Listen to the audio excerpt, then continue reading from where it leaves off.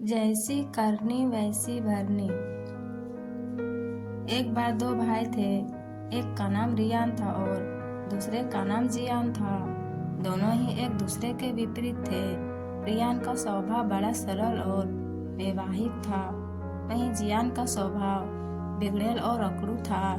जियान अपने भाई को कई दफ़ा समझाता कि वह अपना ऐसा व्यवहार करना छोड़ दे, अन्यथा उसके साथ कुछ बुरा हो सकता है। लेकिन जियान अपने भाई की बात नहीं सुनता। दोनों भाई में कई बार आपस में बहस भी हुई, परंतु एक दिन तो हद हो गई। जियान परेशान होकर रियान से अलग हो गया। कुछ सालों बाद रियान ने अपना एक एनजीओ खोला, जहां वह गरीब बच्चों को फ्री में पढ़ाता था, जो कि रियान का सपना था कि वह एक दिन एनजीओ चलाएगा।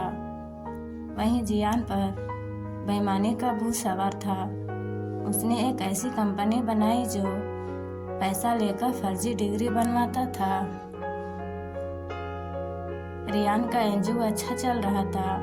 एक दिन रास्ते में उसने देखा कि कुछ लोग एक व्यक्ति को मार रहे थे। तभी रियान दौड़कर उसके पास गया।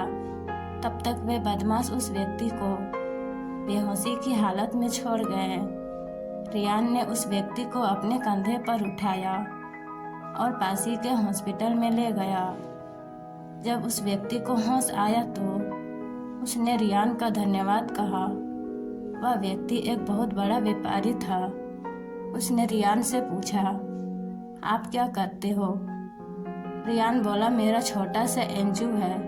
वह व्यापारी खुश हो गया और रियान के एनजीओ से जुड़ गया। वहीं दूसरी ओर एक बार जियान के पास एक धनी सेठ आया। उसे उससे अपने बेटे के लिए फर्जी इंजीनियरिंग की डिग्री बनवानी थी। जियान बड़ा लालची था। सेठ को देखकर उसके मन में लालच आ गया।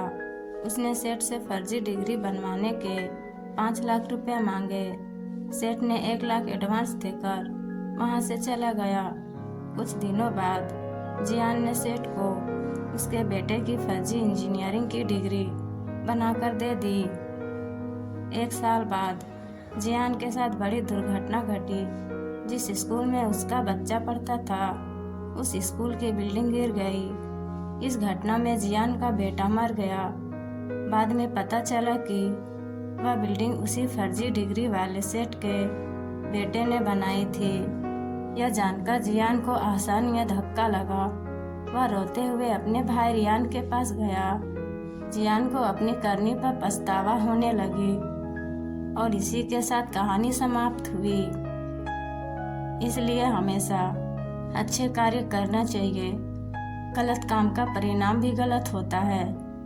आप सबको कहानी पसंद आई हो तो प्लीज़ लाइक, शेयर और चैनल को सब्सक्राइब करें। Thank you. फिर मिलते हैं अगले वीडियो में।